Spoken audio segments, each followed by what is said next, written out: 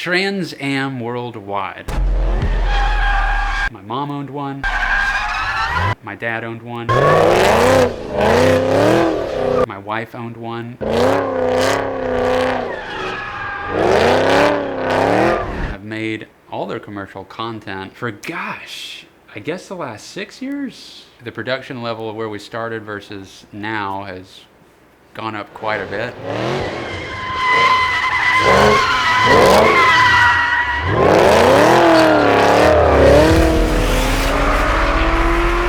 In a world where nuclear war has begun, vampires fought back in super real 3D. Making car commercials is one of the hardest things that you can try to make for a product video. They're one of the most expensive things that you can purchase, and the videos that I'm making are selling cars that cost $150,000 and upwards depending on options that you choose. We're talking about competing with the supercar world, so my videos have to be at the level of Ford GT, Dodge Viper, Corvettes, you know, the Demon that's out there. There's a lot of money backing these projects by major car manufacturers, and Trans Am is the only independent company out there that's at this level. I'm talking about worldwide. They're the only independent company that's being featured at these shows, like the New York Auto Show, that's being staged at the same level as all the full-on car manufacturers that have been selling for decades.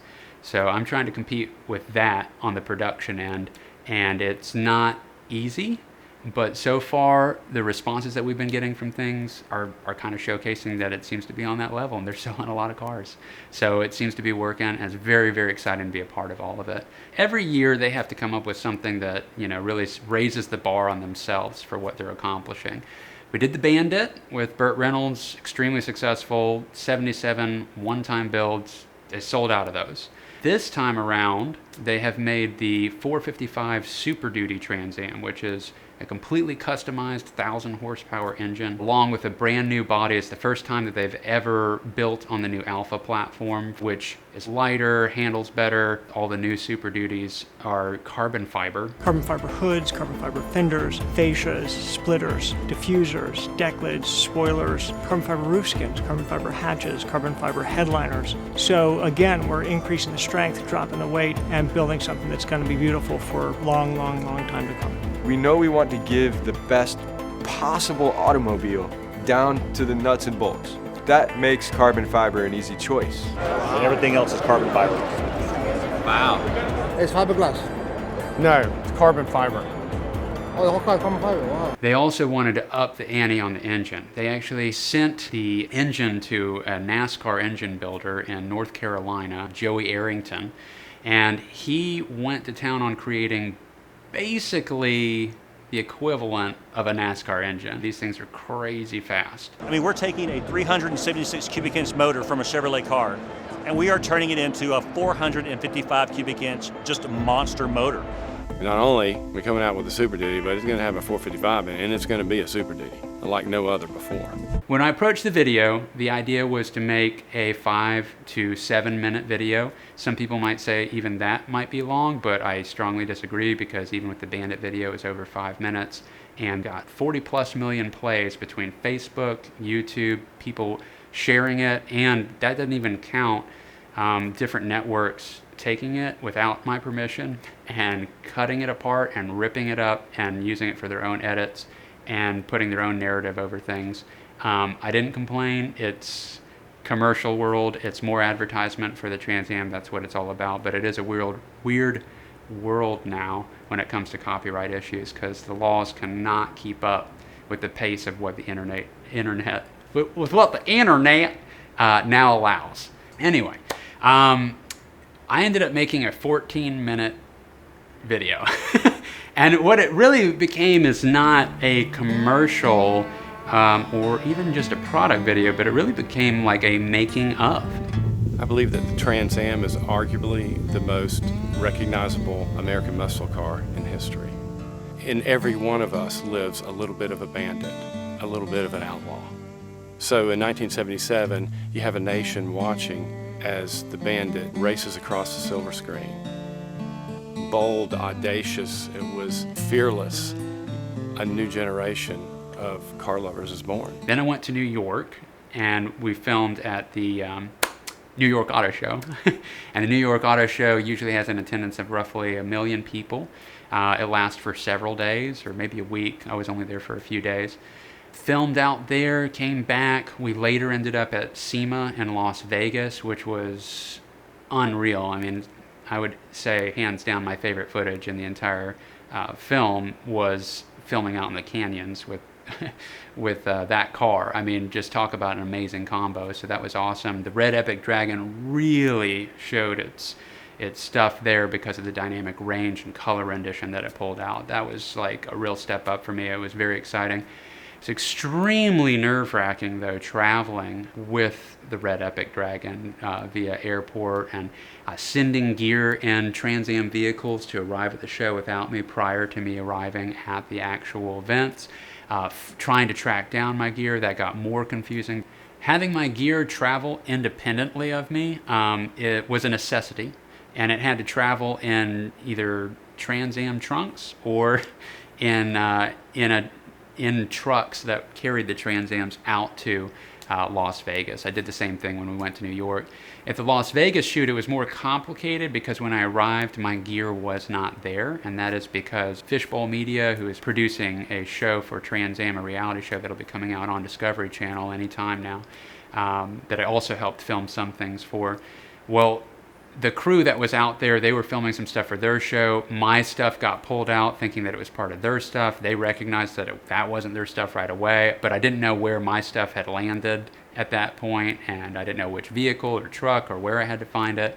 And trekking around through Las Vegas is no joke, and SEMA itself was a absolute nightmare to attempt to figure out with the logistics of finding where they were at, since Trans Am had already arrived a couple of days prior to me getting there. I was dragging around, you know, I don't know, like, I guess about $30,000+ worth of equipment in a wagon. That's how much I could pack in the back of the Trans Am and bring with me via the plane. And I'm going through Las Vegas with that, and it's not like while I'm carrying a camera. I mean, I know Kung Fu and everything.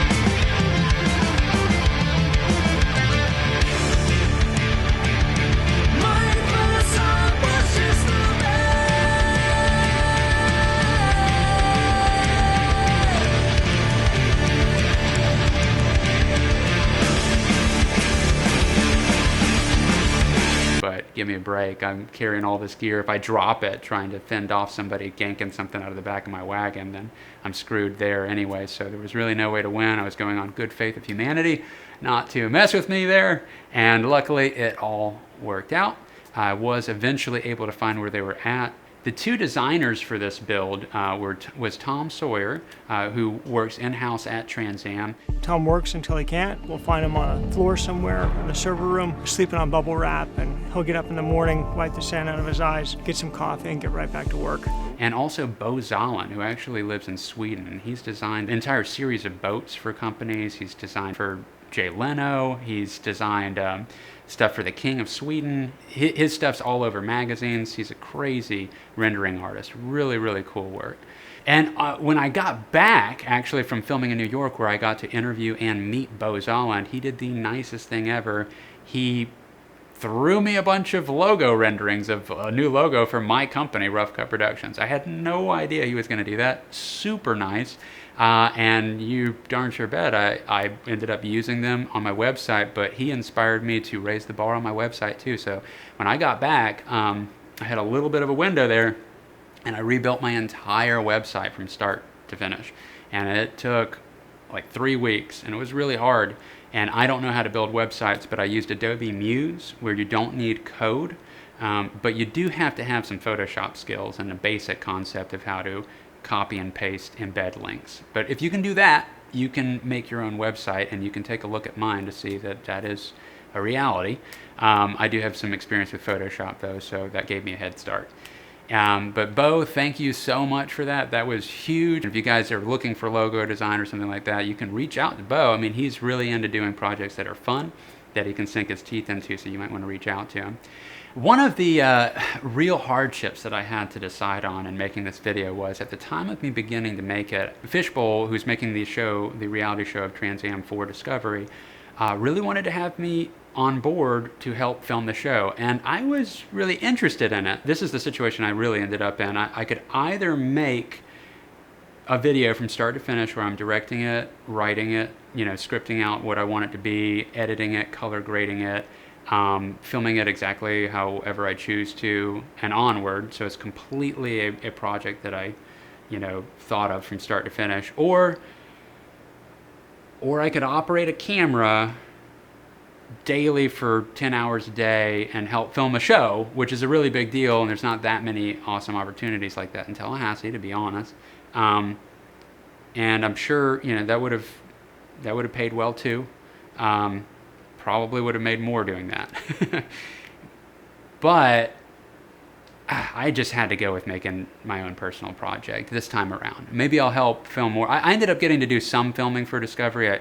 I did film some additional days. That I helped them film some pickup shots. They have access to all the footage that I've shot in other previous videos. They have access to the current video that is out for the Super Duty. So there will be some of my footage throughout the show.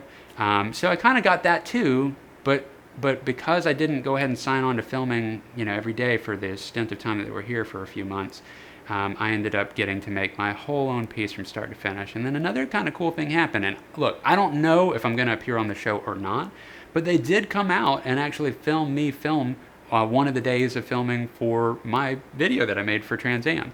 And it was a great day for them to come out because it's the opening scene to the video where Todd Warmack is walking through the barn and looking at older cars. I hope they show it. It's pretty cool because, like I was discussing with Todd the storyboard that I had drawn out, I was explaining the shots that we were going for, I was explaining the motivation and what people are supposed to think, I was explaining how we're trying to mirror that essence that happened in the Bandit video, so this harkens back to what Burt Reynolds was experiencing when he walked around the Bandit. There's a lot of ideas happening there to try and pull that together, so everything kind of runs in a cohesive manner for branding across all commercials as they head into the future.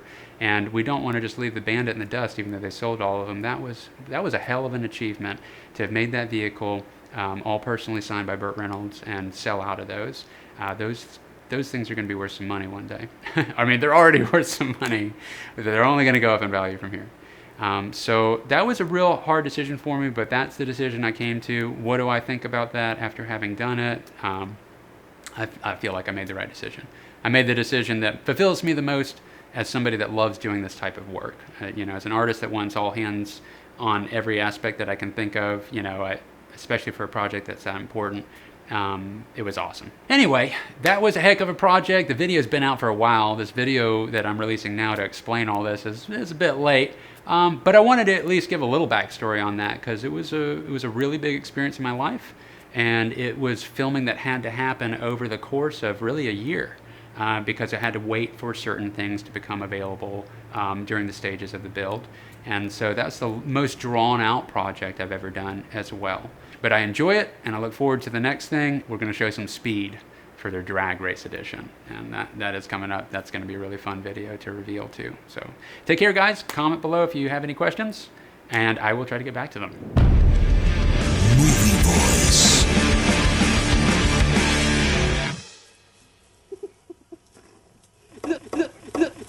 Oh, dude! You son of a bitch! We should quit injuring people with bamboo, man. Oh, dude!